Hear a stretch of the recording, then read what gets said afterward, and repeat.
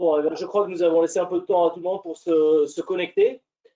Donc, bonjour à tous. Merci de vous être rejoints à ce webinaire qui est dédié à la gestion des grands comptes globaux et des grands comptes internationaux. Je suis Philippe Poulou, je suis vice-président chez Bébridge Digital. Bébridge Digital est une société de conseil en transformation digitale qui s'occupe de ses clients de bambou autour de la technologie Salesforce. J'ai ce matin le plaisir d'accueillir Cécile Tuile, qui dirige le marketing et la communication du groupe Albéa, et Damiano Bacigalupi, qui dirige la planification stratégique du groupe Suez. Donc, avant d'entrer dans le vif du sujet, je vous propose de vous présenter et de nous dire quelques mots sur votre société. Alors, honneur aux dames, Cécile, est-ce que tu veux bien quelques mots sur Albéa, s'il te plaît? Avec plaisir. Merci Philippe et bonjour à tous. Comme Philippe l'a indiqué, je suis Cécile Tuile, je dirige la communication et le marketing client d'Albéa. Et pour tous ceux qui ne connaissent pas Albéa, c'est le leader de l'emballage cosmétique plastique. Sans faire du name dropping, nous fabriquons les tubes de dentifrice Colgate, le rouge à lèvres Dior, le mascara Chanel, le capot parfum Dolce Gabbana, etc. Et derrière ces clients prestigieux, Albéa est une entreprise de taille intermédiaire. Nous faisons 1,2 milliard de chiffre d'affaires et nous avons 32 sites de production en Europe, en Amérique, en Afrique et en Asie. Et surtout, c'est un groupe de 12 000 personnes avec un engagement pour l'emploi industriel local et pour la responsabilité sociétale d'entreprise. Merci Cécile. Damiano, est-ce que tu peux nous dire quelques mots sur Suez également, s'il te plaît? Merci Philippe et bonjour à tout le monde. Je m'appelle Damiano Bacigalupi et au sein du groupe Suez, je m'occupe de la planification stratégique pour l'international et l'industrie. Le groupe Suez est un des grands acteurs dans les champs du traitement d'eau et des déchets, avec l'ambition de devenir un des leaders des services environnementaux dans le cadre de notre plan de transformation Suez 2030. Et dans cette démarche, nous avons ciblé des axes de développement stratégiques qui mettent nos grands comptes au centre de nos activités et de nos ambitions. D'accord, merci Damiano. Donc aujourd'hui, nous nous intéressons aux grands comptes globaux, aux grands comptes internationaux. Pouvez-vous d'abord nous dire comment vous les définissez dans votre société et quels sont les enjeux business spécifiques qui y sont rattachés? Damiano, par exemple, chez Suez, comment est-ce que vous voyez ces grands comptes? Suez est un groupe mondial qui sert soit des clients municipaux, soit des clients industriels. La notion des comptes global est quelque chose que nous associons plutôt à nos comptes industriels. Et les axes que nous ciblons pour identifier nos grands comptes globaux dépendent de leurs opérations et leur façon de prise de décision. Leurs axes de développement qui doivent être clairement associés aux géographies de l'international et leur volonté d'avancer avec une approche de partenariat avec leurs différents fournisseurs et partenaires technologiques. D'accord. Et Cécile, chez Albéa, alors comment on définit les grands comptes internationaux, les grands comptes globaux et surtout quels sont les enjeux qui s'y rattachent pour vous? Alors, la définition est assez similaire. Nous considérons comme des comptes globaux des clients qui disposent à minima de sites de production dans plusieurs régions, voire de centres de décision d'achat dans plusieurs régions. Pour vous donner des noms, nos top 5 sont L'Oréal, Estée Lauder, LVMH, GlaxoSmithKline et Unilever. Mais surtout en termes d'enjeux, le top 10 représente 50% de notre chiffre d'affaires. C'est extrêmement concentré et ce sont les grandes marques de la cosmétique, ce sont les leaders de la cosmétique, ce sont eux qui disposent des moyens, des équipes, des expertises, des conditions de négociation avec les points de vente, des canaux d'e-commerce, des boutiques en propre, bref, de la réputation. Et c'est clairement eux qui assurent le chiffre d'affaires de notre activité. Ce qui est intéressant en termes de tendance du marché, c'est que ces grands groupes magnifiques sont très challengés depuis quelques années par des marques à l'opposé de leur business model, des marques niches, locales, indépendantes, plus bio, plus digitales, souvent incarnées par une célébrité ou une youtubeuse. Et l'enjeu pour nous, autour du digital notamment, est celui aussi de la prospection qui permet la conquête de ces nouvelles marques qui sont un relais de croissance, sachant que ces nouvelles marques peuvent être parfaitement inconnues à l'instant T, faire un carton à l'instant T+1 et disparaître à l'instant T+2.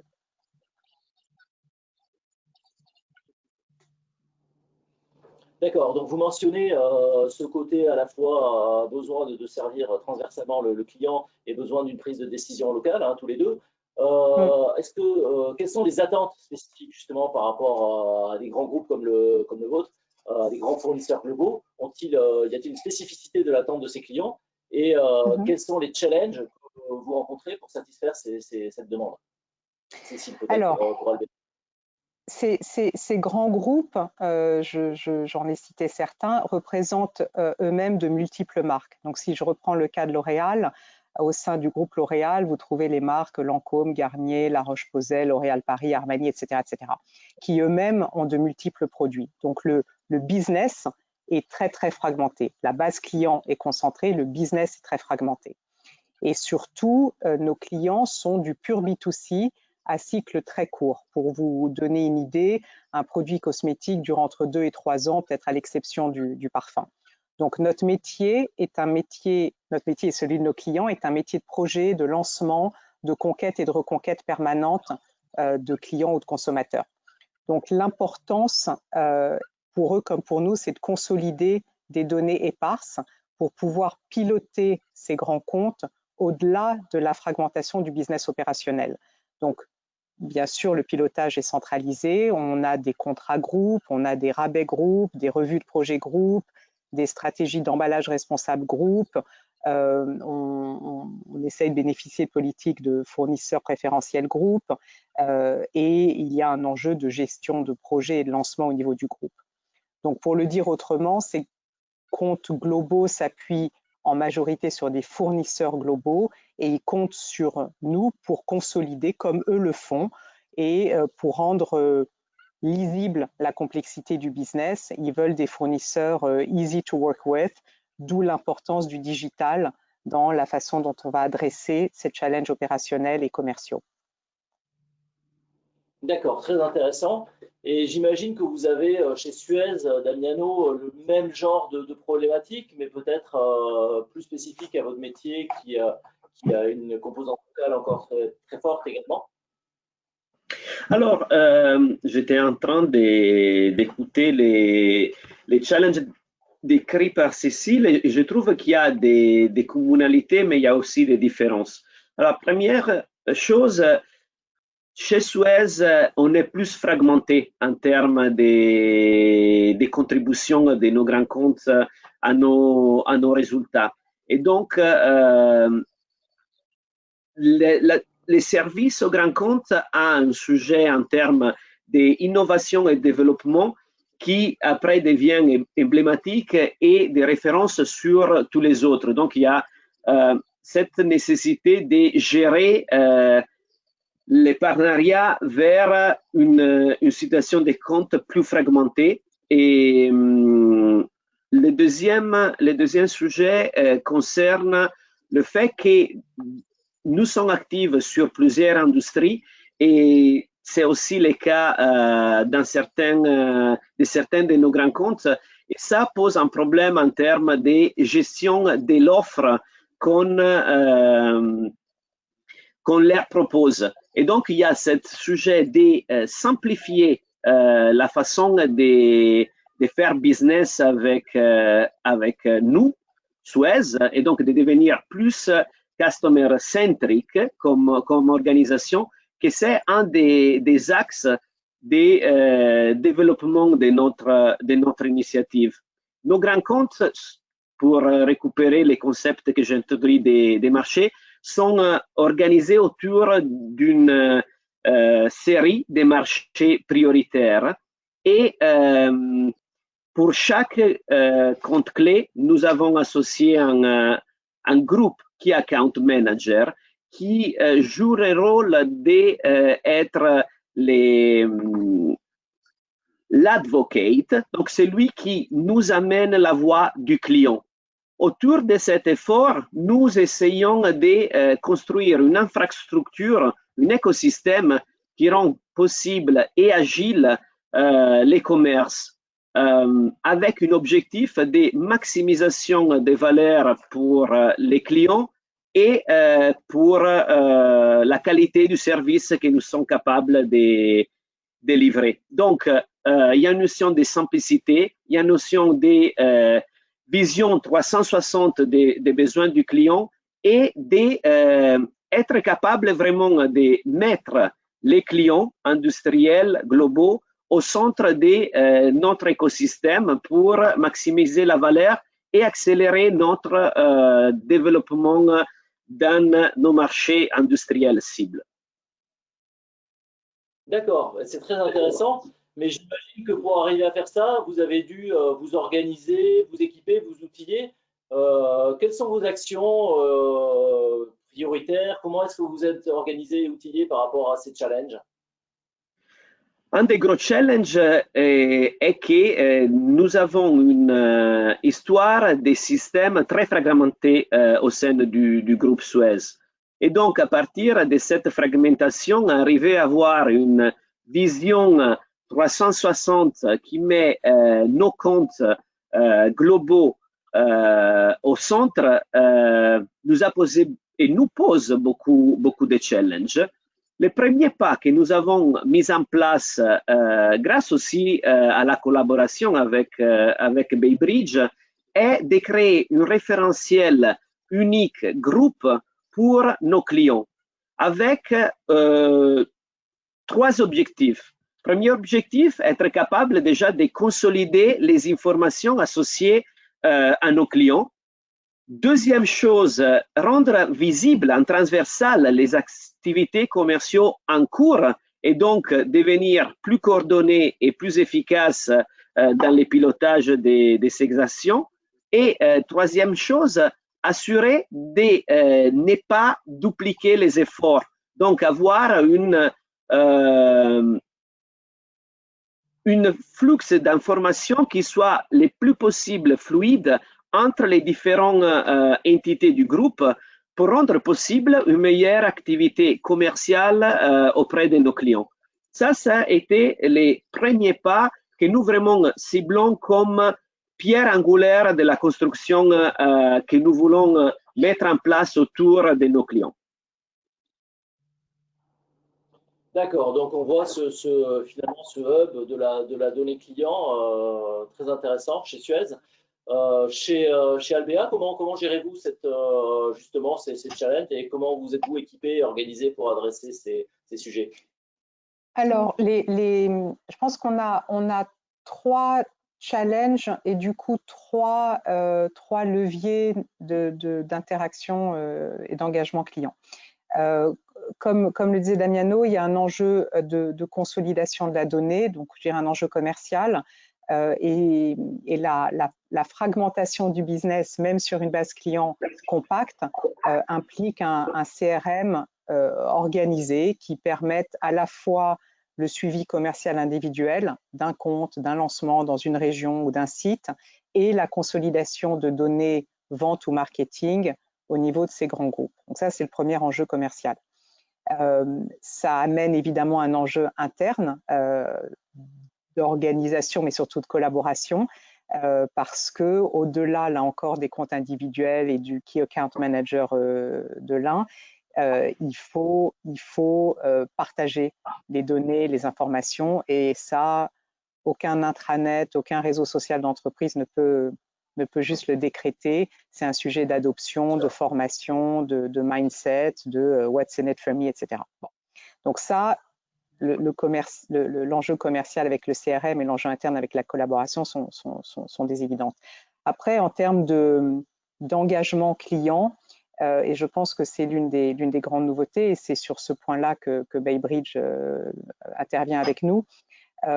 Notre stratégie de marketing digital et d'engagement s'appuie sur le CRM via du marketing automation et bien sûr via le site web et les réseaux sociaux comme nos clients. Donc, il y a à la fois on va dire de la communication réputationnelle, par exemple, diffuser notre rapport développement durable.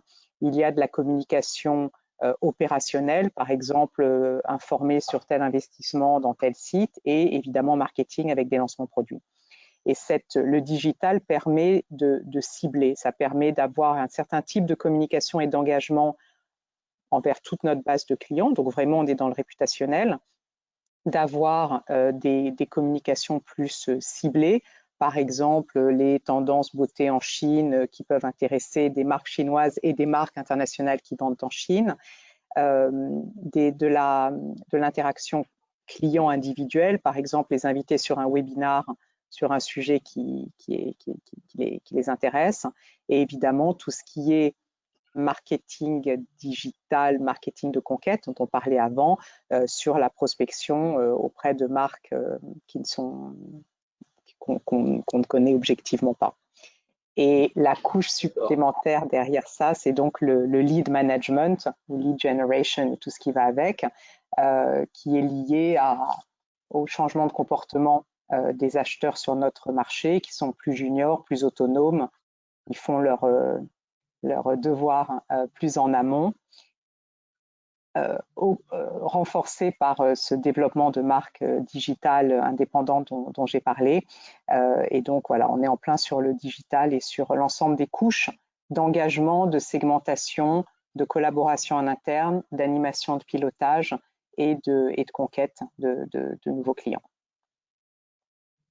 D'accord.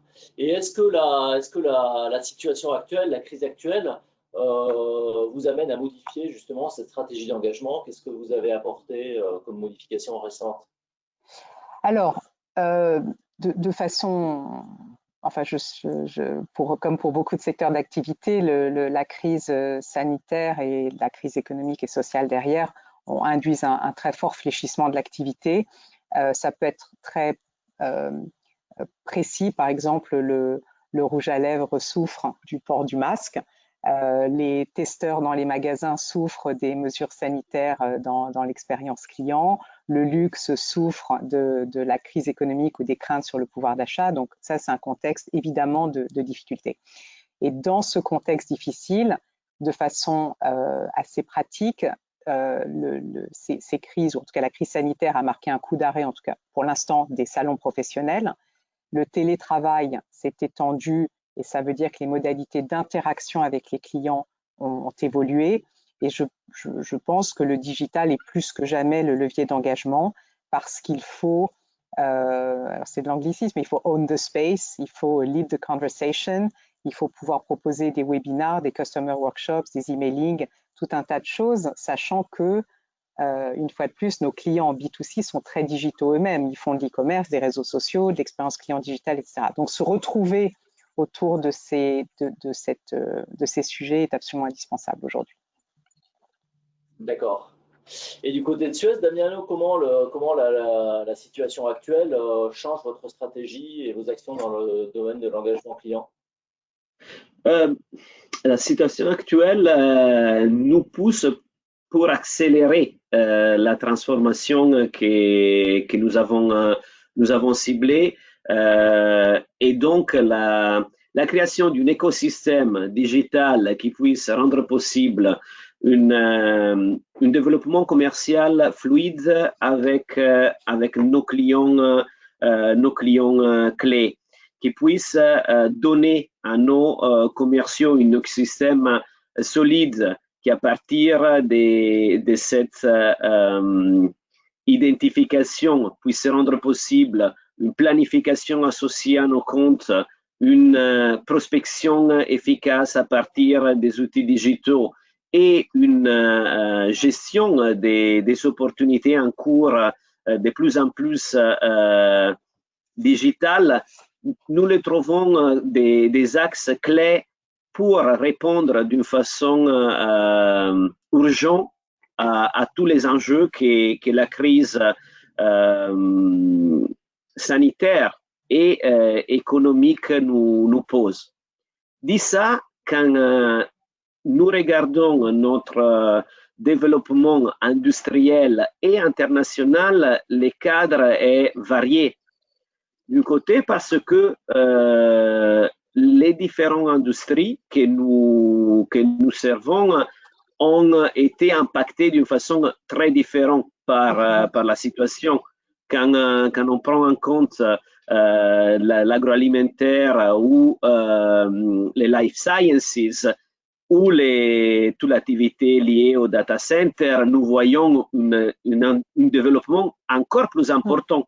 Donc, une réaction à la crise qui génère des opportunités additionnelles. Il y a des autres industries qui ont été beaucoup impactées et donc qui sont en train de mettre en place des politiques de révision budgétaire importantes. Je pense à l'oil and gas, par exemple, ou au monde en général de l'énergie. L'autre axe est celle des géographiques, et quand nous regardons à l'international, l'impact de la crise à différents niveaux de maturité. Si on regarde la Chine et les Far East, même s'il y a des recrudescences comme ceux qui sont en train de se produire en Australie, on voit déjà des clients qui se positionnent dans un cadre de reprise des activités et de retour à la normalité. Ce n'est pas le cas quand nous regardons le sud de l'Amérique plutôt que le nord de l'Amérique. Dit ça, les gros projets infrastructurels sur lesquels nous sommes engagés avec nos équipes et nos solutions technologiques, ils sont encore au centre de tous les plans de développement suite la pandémie. Et donc, nous vraiment ciblons de jouer un rôle de partenaire avec nos clients pour pousser la reprise. D'accord. Et en quoi vos partenaires comme Salesforce ou BVD ou Beveridge Digital peuvent-ils vous aider dans ce domaine? Comme je disais, pour moi, la création d'un écosystème qui puisse se rendre agile et fluide, l'échange d'informations et les commerces avec nos clients est central. Le CRM, les solutions Salesforce sont ce qui active l'écosystème et l'intégration des différents outils qui sont ciblés pour l'extension et la mise en œuvre de l'écosystème, c'est central. Donc, Salesforce et BayBridge sont des acteurs que nous ciblons et nous estimons essentiels pour notre développement davantage dans ce monde de plus en plus digital et agile. D'accord, merci beaucoup Damien. Et Cécile, de votre côté, tous vos partenaires justement technologiques, digitaux, en quoi est-ce qu'ils vous aident à poursuivre votre stratégie? Si je reprends la chaîne de valeur, nos clients B2C sont très digitaux. Donc, on est le fournisseur de rang 1, le digital est évidemment au cœur. On a parlé de façon peut-être un peu interne de consolidation de données, de collaboration. On a parlé d'engagement client. Derrière, il y a aussi tout ce qui est interconnexion des données de production, de planning, donc EDI, des DMRP, des portails clients, etc. De façon plus générale, et pour répondre à ta question sur le digital et sur le support que peut nous apporter BayBridge, fondamentalement, le digital favorise l'agilité. Bon, ça c'est un no-brainer. Ça permet le tracking, donc ça permet le pilotage fin du business, de la prospection, des interactions, de l'engagement, etc. Et de façon générale, ça renforce les liens dès lors qu'on peut établir des passerelles avec des clients, j'ai envie de dire, avant d'autres concurrents peut-être moins équipés. Donc, c'est cette longueur d'avance stratégique, commerciale, que ce soit avec les clients, que ce soit avec les marques de ces clients, que ce soit avec les prospects, c'est le fer de lance d'une stratégie de développement aujourd'hui. D'accord, très intéressant. Merci beaucoup, Cécile. Écoutez, on a pas mal avancé sur ce sujet. Merci beaucoup à tous les deux. Si vous aviez quelques mots à nous dire en conclusion autour de ce sujet, quels seraient-ils, Cécile, par exemple? J'ai envie de conclure peut-être assez largement sur le digital. Le fait de parler de disruption ou d'associer le mot disruption et digital est une ancienne dans quasiment tous les secteurs. Je trouve passionnant la vitesse et l'ensemble des angles avec lesquels ces changements, ces transformations, ces disruptions sont arrivés. C'est non seulement sur les opérations avec l'automatisation, le zéro défaut, le pilotage, les systèmes de prévision, de manufacture, etc. C'est en termes de marché, dans les nouveaux entrants, j'ai parlé des marques indépendantes, niches, etc. Sans le digital, elles ne viendraient pas chatouiller les grandes marques historiques. C'est dans l'interaction très personnalisée, très segmentée des marques avec les consommateurs, dans un contexte d'innovation, de cycle rapide, etc. Et du coup, l'ensemble des maillons du digital, la collaboration interne et tout ce dont on a déjà parlé, c'est un secteur qui évolue énormément, mais qui vient accélérer, transformer, modifier tous les anciens paradigmes. Et dans des boîtes industrielles, on est beaucoup plus petits que Suez, mais on est tous les deux des acteurs industriels avec un historique, avec des engagements envers des communautés, envers de la formation, envers des expertises, envers un passé industriel. Arriver à gérer cette agilité, s'adapter et utiliser le digital comme un levier qui permet d'accélérer sans perdre son âme, son histoire, sa différenciation, c'est absolument passionnant et on a besoin de partenaires pour nous y aider.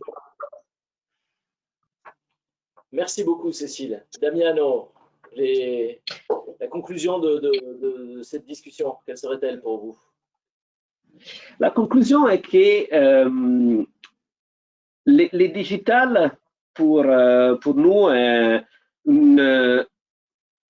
une des outils de transformation du groupe, clairement, et c'est aussi ce que je trouve intéressant est de mettre en relation la vitesse et les opportunités que ça nous donne avec les challenges de piloter un processus de transformation. Et donc, à partir de la résilience et de la clarté dans les objectifs qu'il faut avoir pour être capable d'arriver au bout de la transformation.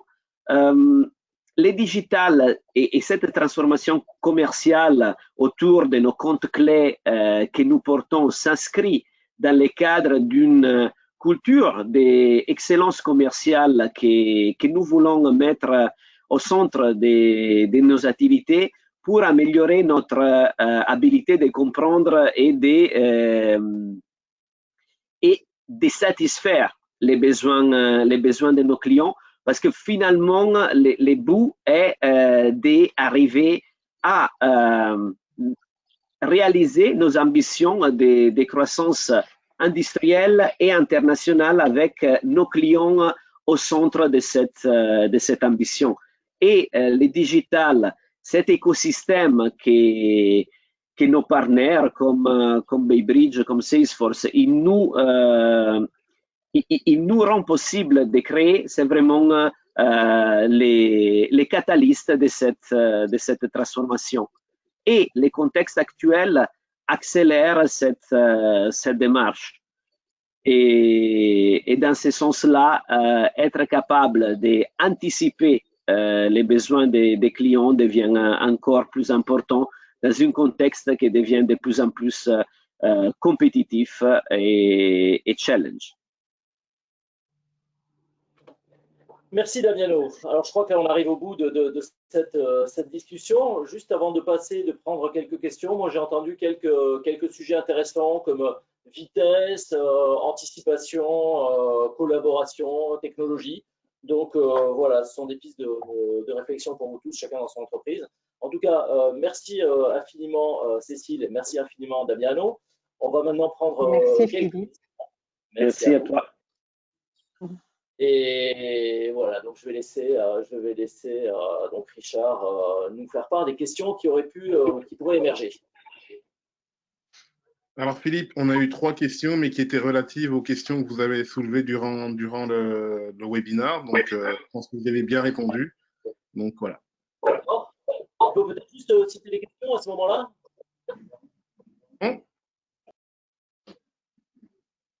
Peux-tu répéter, Philippe? Je ne t'ai pas entendu.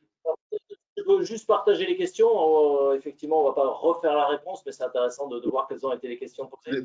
Toutes les questions sont partagées automatiquement à la fin du webinaire pour tous les intervenants. D'accord. OK. Tous les participants. OK. Eh bien, écoutez, s'il n'y a pas de questions additionnelles, je crois que vous avez été extrêmement complet et exhaustif. Je crois qu'on va pouvoir mettre fin à ce webinaire. En tout cas, encore merci à tous les deux. Et merci à tous les participants autour de ce webinaire. Le replay sera disponible, bien entendu. On vous le refera parvenir et il sera disponible aussi bien sur nos sites que les réseaux sociaux. Et j'imagine que derrière, le partageront avec leur réseau. Donc, encore une fois, merci à tous et bientôt pour le prochain webinaire. Merci bonne journée. Bonne journée. Merci.